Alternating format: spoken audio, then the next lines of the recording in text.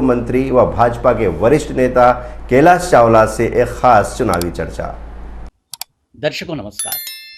लोकसभा चुनाव के इस माहौल में आज हम एक खास चर्चा करने आए हैं मध्य प्रदेश के पूर्व मंत्री और भारतीय जनता पार्टी के वरिष्ठ नेता श्री कैलाश चावला जी से। चावला साहब, हम आपका स्वागत करते हैं। धन्यवाद, आपको बहुत बहुत आपका स्वागत है। लोकसभा चुनाव का वातावरण चल रहा है। 10 दिन बाद वोटिंग होना है अपने मंदसौर संसदीय क्षेत्र में भी। चूँकि एक दीर्घ राजनीतिक अनुभव आपका रहा है, तो इस चुनावी परिदृश्य में आप अपनी पार्टी और अपने प्रत्याशी के लिए क्या कहना चाहेंगे? इस बार परिदृश्य बिल्कुल साफ है जी। देश की जनता पुनः श्री नरेंद्र मोदी को प्रधानमंत्री बनाना चाहती है जी। और जिस तरीके से राजनीतिक वातावरण बना है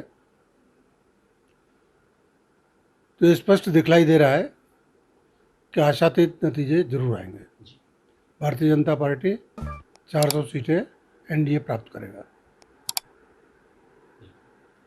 मंदसौर संसदीय क्षेत्र से लगातार तीसरी बार सुधीर गुप्ता जी को उम्मीदवार बनाया गया है। क्या पार्टी की चुनावी रणनीति है, क्या आकलन है चुनावी संभावनाओं को लेकर? देखिए, सबसे पहले तो मैं कहना चाहूँगा कि मंदसौर लोकसभा सीट जनसंघ काल से जनसंघ, जनता पार्टी और भारतीय जनता पार्टी के समय भारतीय जनता पार्टी का गढ़ रहा है। इक्का दुक्का ऐसे अवसर आए हैं जब भाजपा को यहाँ शिकस्त प्राप्त हुई है, किंतु आमतौर से यहाँ की जनता भारतीय जनता पार्टी की विचारधारा और उसके विकास के कार्यों से प्रभावित है। इसलिए स्थानीय स्तर पर भी यह स्पष्ट दिखलाई दे रहा है कि भारतीय जनता पार्टी के उम्मीदवार श्री सुधीर गुप्ता पहले से भी अधिक मतों से विजयी होंगे। चावला साहब, इन चुनावों में जनता ये महसूस कर रही है, राजनीतिक विश्लेषक भी ये बात कह रहे हैं कि स्थानीय मुद्दे कहीं गौण हो गए हैं और भावनात्मक मुद्दे ही ज़्यादा हावी हैं। देखिए, ये तो देश की राजनीति की विशेषता ही रही है।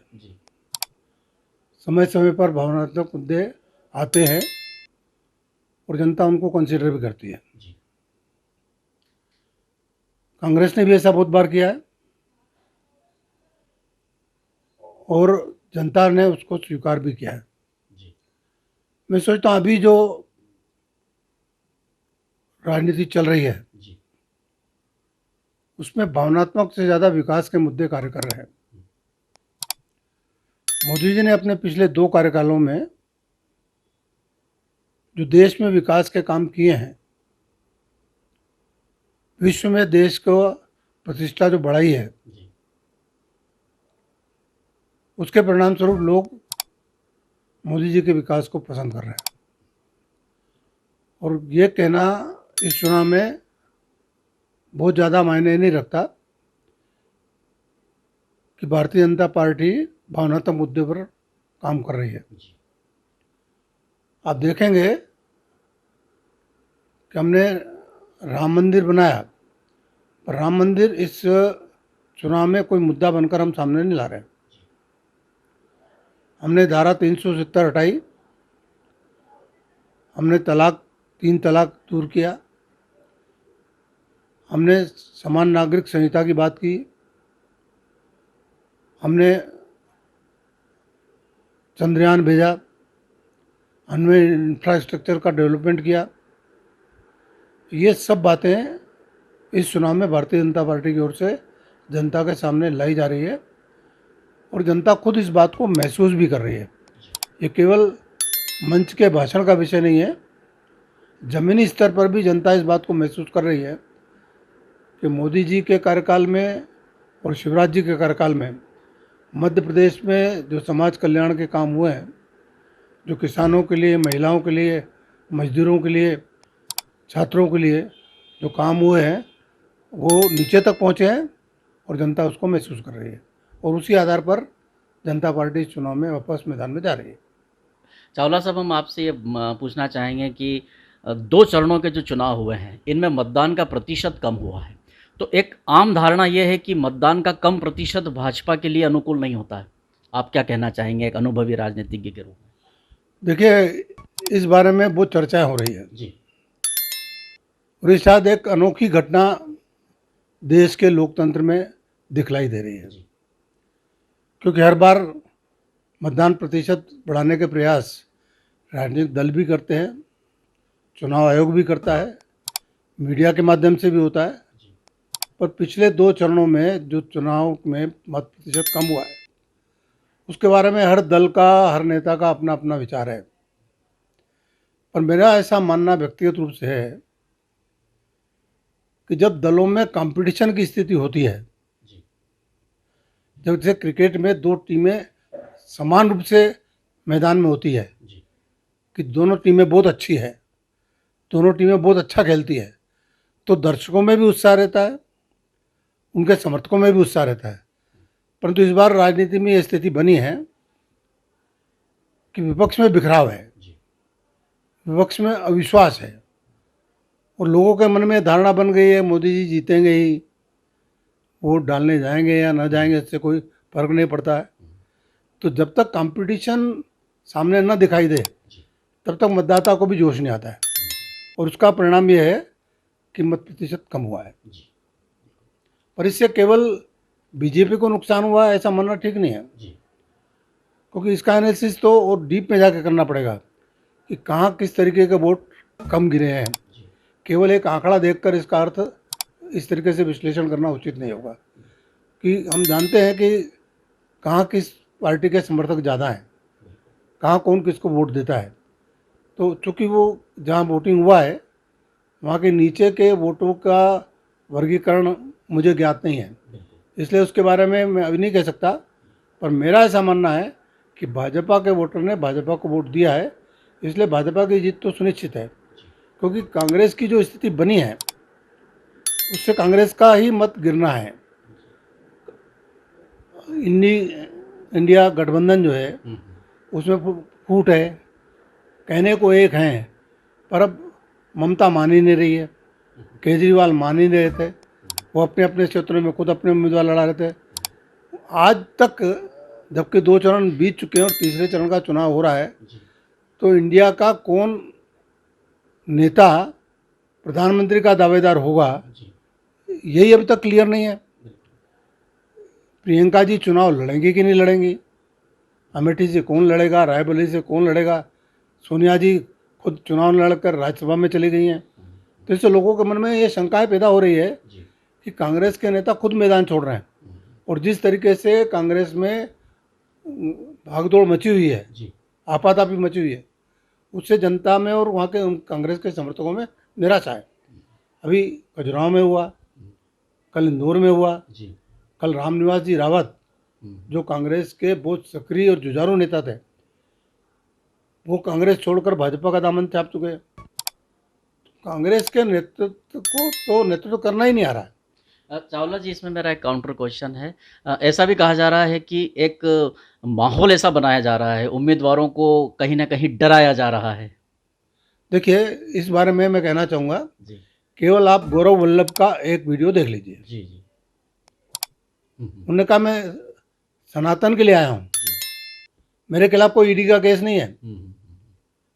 तो अब आप अपने घर को नहीं संभाल पा रहे हो, अब बम के खिलाफ कोई ईडी का केस था क्या? आप ढूंढ के ला रहे हो कि 17 साल पहले कोई केस था, उसमें धाराएं बढ़ाई गई। इतनी हास्यास्पद बात है। क्या 17 साल तक किसी केस का चालान कोर्ट में पेश नहीं होता? और अगर कोर्ट में पेश हो गया तो फिर पुलिस को क्या अधिकार धारा बढ़ाने का? बढ़ाती तो कोर्ट बढ़ाती। परंतु आपसे आपके उम्मीदवार नहीं संभल रहे।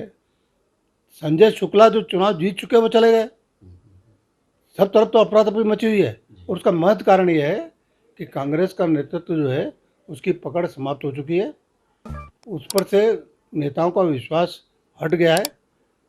एक वो ज़माना था जब कांग्रेस के लोगों को ये विश्वास था कि इंदिरा गांधी के नाम से वोट मिलेंगे। आज लोगों का मानना है कि राहुल गांधी, प्रियंका गांधी और सोनिया गांधी से नाम से वोट हिंदुस्तान में अब नहीं मिल सकते। भारतीय जनता पार्टी के जो पुराने निष्ठावान कार्यकर्ता और नेता हैं, उनके अंदर कहीं न कहीं ये हलचल चल रही है कि इतने कांग्रेसी भाजपा में आ रहे हैं, अब भाजपा का क्या होगा? देखिए, भाजपा का तो कुछ नहीं होना है। जी, और परिवार बढ़ेगा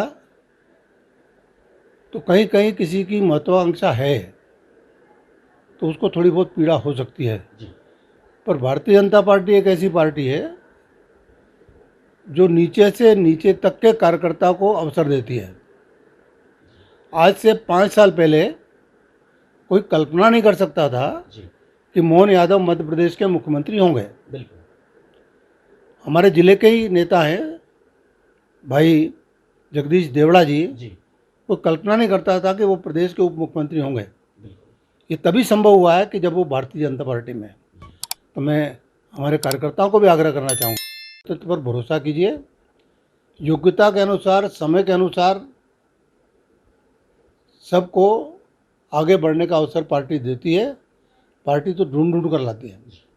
अब मैं 77 साल का व्यक्ति हो गया हूँ। जी, अगर मैं अब कल्पना करूं कि मुझे विधानसभा का चुनाव लड़ना चाहिए या पार्टी को देना चाहिए, तो पार्टी ने मुझे 8 बार अवसर दिया, जी, 5 बार मैं जीता, मंत्री भी रहा, तो कहीं ना कहीं तो महत्वाकांक्षा को ब्रेक लगना चाहिए। नई पीढ़ी कब आएगी? जी, जी, कांग्रेस में अगर अच्छे लोग अगर आ रहे हैं तो उसमें कोई बुराई नहीं है। जी, मैं नहीं मानता कि उससे कोई हतोत्साहित होंगे। हाँ ठीक है, उनको रचने बसने में थोड़ा समय लग सकता है, जी, क्योंकि वहाँ की रीति नीति अलग थी, यहाँ की रीति नीति अलग है। जो संगठन में रच बच जाएंगे उनको अवसर मिल जाएगा, जो रच बच नहीं जाएंगे उनको अपने बारे में खुद विचार करना पड़ेगा। मोदी जी के जो चुनावी भाषण हैं, वे इस बार काफ़ी आक्रामक महसूस किए जा रहे हैं और विशेषकर अल्पसंख्यक वर्ग को टारगेट किया जा रहा है और कांग्रेस तो उनके भाषणों के खिलाफ चुनाव आयोग तक गई है। इस विषय में क्या कहेंगे आप? देखिए, मोदी जी ने कभी भी अल्पसंख्यकों के खिलाफ या उनसे भेदभाव करने की बात नहीं की है। जी, उनका तो प्रमुख वाक्य ही है, सबका साथ, सबका विकास, सबका विश्वास। और आप देखिए उनकी जितनी योजनाएं हैं उन सब योजनाओं में समान रूप से सभी वर्ग के लोगों को लाभ पहुंचा है।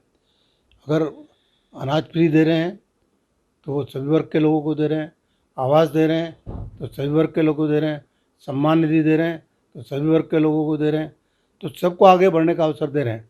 जो आप बात कह रहे हैं वो केवल बात जो है वो एक स्टेट में 4% आरक्षण ओबीसी का कम कर मुस्लिम समाज के लोगों को ओबीसी घोषित कर पिछले रास्ते से उस वर्ग विशेष को धर्म के आधार पर, जाति के आधार पर आरक्षण देने की बात कही गई है। और उसी को स्पष्ट करने के लिए मोदी जी ने वो बात कही है। इसका मतलब ये नहीं लगाया जाना चाहिए कि मोदी जी मुस्लिम वर्ग के खिलाफ बोल रहे हैं। जी। और अब आखिरी सवाल है चावला साहब आपसे मेरा, 400 पार की बात हो रही है। इधर दक्षिण के कुछ सर्वे में भाजपा के प्रति रुझान कम दिखाई दिया है। इधर वोटिंग परसेंट भी कम हुआ है और मैं आपको याद दिलाना चाहूँगा 2003 के चुनावों में भी इसी तरह माहौल भाजपा के पक्ष में महसूस हो रहा था, लेकिन वो इंडिया शाइनिंग और फील गुड जैसी जो अवधारणाएं बनी थी उनके रहते भी लगातार 2 चुनाव भाजपा या इंडिया को हारना पड़ा था। तो कहीं अति आत्मविश्वास जैसी स्थिति तो नहीं है? नहीं, देखिए अति आत्मविश्वास का तो कोई कारण ही नहीं है। जी, हमने जो विकास के काम किए हैं और मोदी जी पर जो विश्वास है, मोदी जी आज एक आइकॉन बन चुके हैं।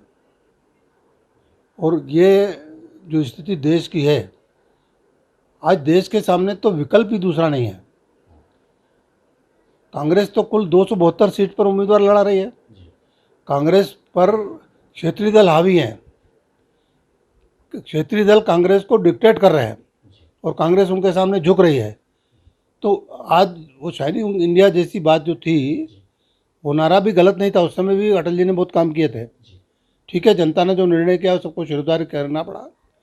पर आज जिस तरीके से मोदी जी काम कर रहे हैं, जिस तरीके से भारतीय जनता पार्टी का संगठन काम कर रहा है, और अभी मध्य प्रदेश की स्थिति देखें तो पिछले विधानसभा के चुनाव में ही हमने कांग्रेस को यहाँ से पता साफ किया। अब लोग तो अभी तक ये भी कह रहे हैं कि कमलनाथ भी पिछले दरवाजे से आने की तैयारी में। तो कांग्रेस की जब ऐसी दुर्गति हो चुकी है तो ऐसी स्थिति में वो स्थिति बनेगी, ये कल्पना करना गलत है, बिल्कुल। ये उचित नहीं है।